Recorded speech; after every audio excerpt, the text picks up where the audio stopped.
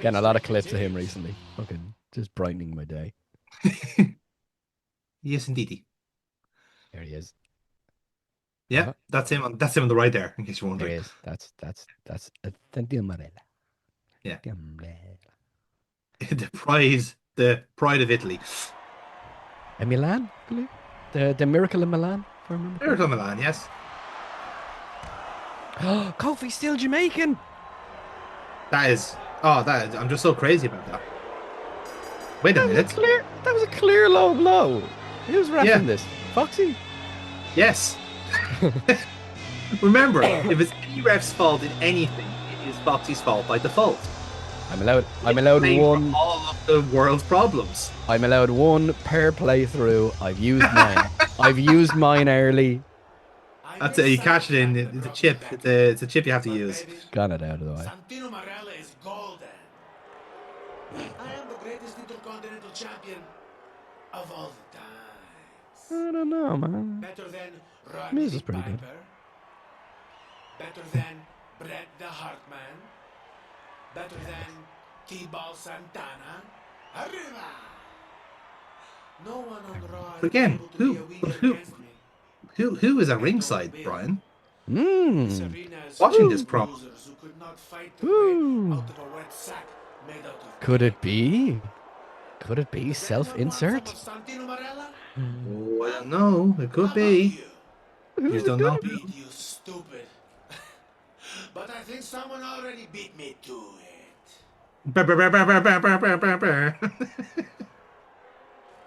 Although, in fairness, if Santino was ever to do that, it would be more Italian. He'd be Branch on the like, way down. Let's go. Why don't you come in here and share the ring with the real campione? We're gonna do it, lads. We're gonna live our dream. We're gonna kiss Santino Marella. Did you sell your manhood for that? oh, front row ticket, prepare huh? your lips, folks, because the himbo has arrived.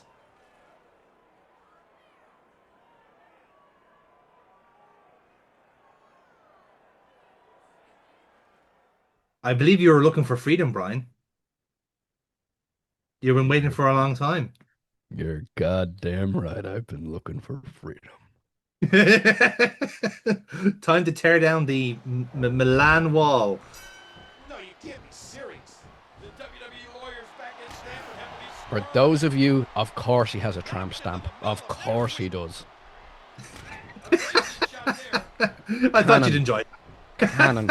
Absolute cannon. Ladies and gentlemen, for those of you who don't know, this is the video game version of my future wrestling RPG character, Jack Freedom. Yes. I am so happy. I Yeah. am so happy. So for those uninitiated, for those who have watched our Future Wrestling RPG, the first 2 seasons are currently up. The season 3 is in production, and it still is in production. Trust me on that. But one of the NPCs is Jack Freedom, who is this beautiful slab of American meat right here. And Brian has taken on his role for season 3 and is doing a fucking hell of a job. And I trust, I'm sure you will see how good he is at it at some point in the next decade, hopefully. But you get a little. This is just the teaser trailer for it, Jonathan. Yeah, this Perfect is the marketing on your part. backdoor debut for Jack here. Yeah. Closer to the action than he expected. So for people watching, if you want to know anything about Jack, yes, I want actual engagement in the comments.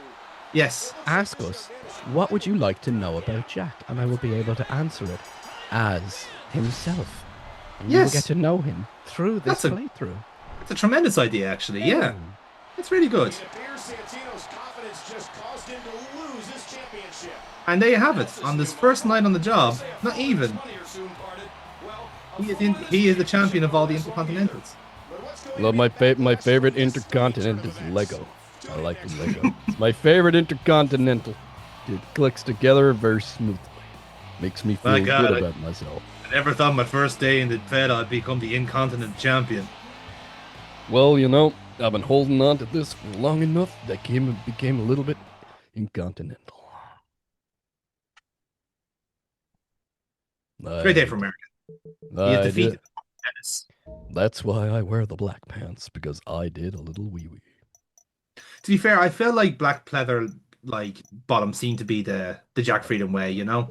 Oh yeah, well, I did try to be faithful to to his character rendering, as read by a good friend Elrod. So I think he did good with him, but also kind of like keeping him in the year 2010. You know, Oh yeah, kind of without way. question, yeah.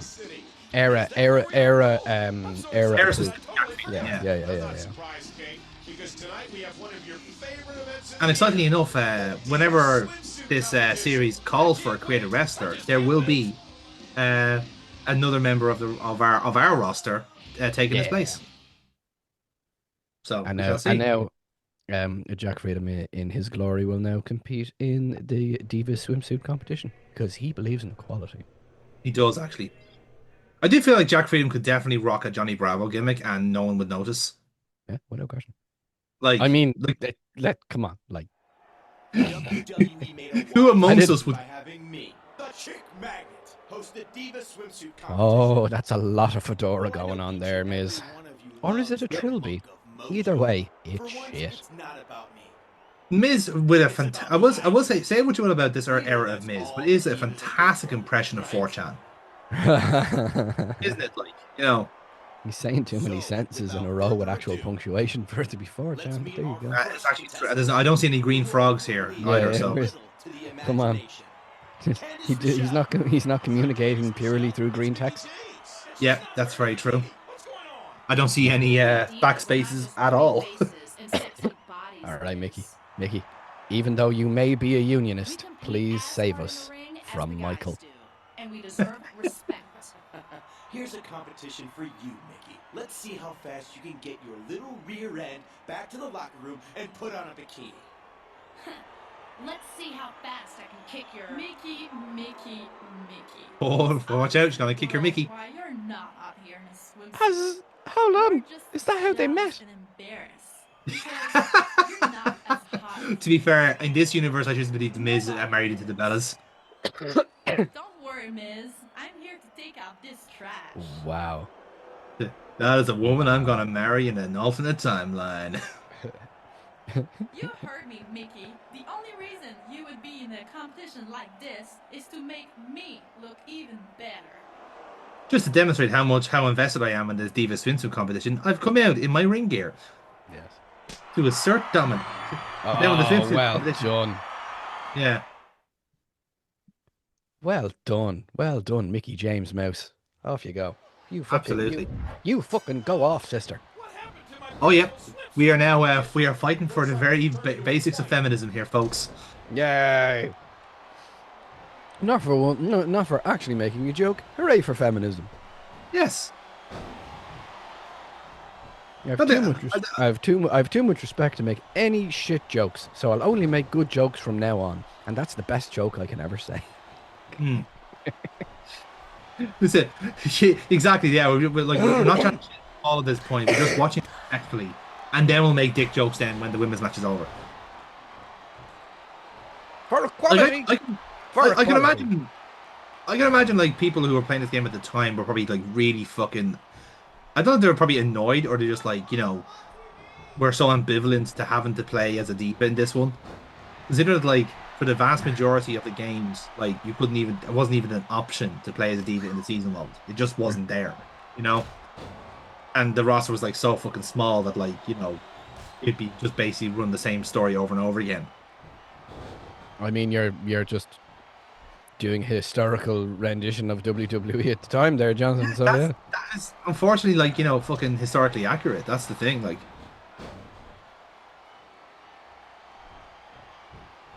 You better walk away. Oh yeah, we're going Now we're extreme. talking. Now this is feminist. Oh, that's what FCW stands for. Feminism Championship Wrestling. Mickey apparently wants divas to get more respect in WWE, and she earned it right there. But I like eye candy. It's my favorite kind. Are we going to start the swimsuit competition now? I'm sorry, King, but we're out of time. There's always next year, King. Well done, lads. You were this close to making a point there. You were this. Look, you know, so some people's minds are just slow to change, you know? It's just, Some people's minds are just slow. They're just Yeah, exactly. slow. Jerry Lawler, of course, now is, for the sake of the Road to WrestleMania, is now chained to the commentary desk. For his own good, obviously. Goes with Yeah, it. he may fucking stay there. It's a safe role for all everyone involved. Every week that goes by. Tonight, it all comes to a head as Orton and the Dead Man will square off in that very ring. The bad blood's been That one over there, that ring they've been wrestling in over there. King, you're a legend, but you're a fucking fool. So, oh, what? I thought I was going to be wrestling on my little finger because I've got a Hall of Fame ring. Ha ha, tits. It's like he's in the room with us. Yeah, to be fair, if I just wanted to do a Jerry Lawler impression, I'd just start drooling. He was good in the 90s. He was. And Look, his stick worked for the time. In fairness, like it was just a stick. Single-handedly keeping Memphis wrestling, and then by design, inspiration of so many generations of wrestlers. Yeah. The King away from the commentary desk, bona fide legend. 100%. People don't realise this, of how much of an absolute cornerstone he is for professional wrestling. And people talk about all-time greats, and he doesn't get mentioned, which is a fucking travesty. I always find that fast. Like that's the difference in generations. Where in fact, like you jump in at a certain point when watching wrestling. Let's just say, okay, Hulkamania era. Like you don't kind of appreciate that it's Gorilla Monsoon on commentary. Like to you, if you're watching at the time, he's just the commentator. He's the host. He's just doing that with Bobby Heenan. Not like acknowledging the fact that like, you know, like 10 years ago, this guy was fucking out to here like an actual gorilla wrestling fucking Bruno Sammartino. That stuff is it just doesn't fucking register because it's just it's like a different universe in a way. And likewise with, like I said, like Jerry Lawler's the kind of the similar one there. Like I guarantee you, anyone who's watching current AEW has no idea that Taz used to be a fucking beast in the wrestling ring. Killer. They have no clue at all. Like Hook didn't learn it. Hook didn't get it from his ma. Didn't fucking lick it off the stones. Absolutely. Like you know, I'm even thinking like that, but that's also like obvious to other sports as well. You know what I mean? Like it's like everyone's like every 10-year-old's fun little adventure on the internet is like googling like what football managers used to be like as players, and then mocking the ones that weren't. You know, the kind of ways. It's like, oh wow, these guys are actually good. It's like, yes, and now with marvels of technology, here's some footage to prove it. Yeah, now they kind of know what they're talking about. There's of all of the wrestlers I thought genuine, like again, cornerstone bona fide legends that I thought would transition very well into commentary. I didn't think it would be Booker T. If you told me it was going to be Booker T, I would have thought, okay.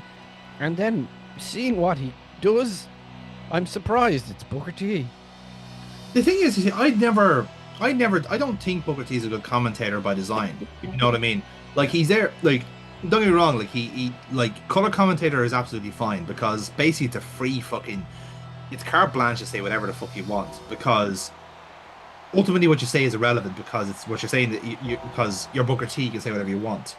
In the same way that like, you know, I personally love JBL's work as a color commentator because he'd just go mad. He'd like fucking just have this kind of Roy Keane age, like, what the fuck are they doing here? You shouldn't be doing it that way, and just shouting down the fucking microphone.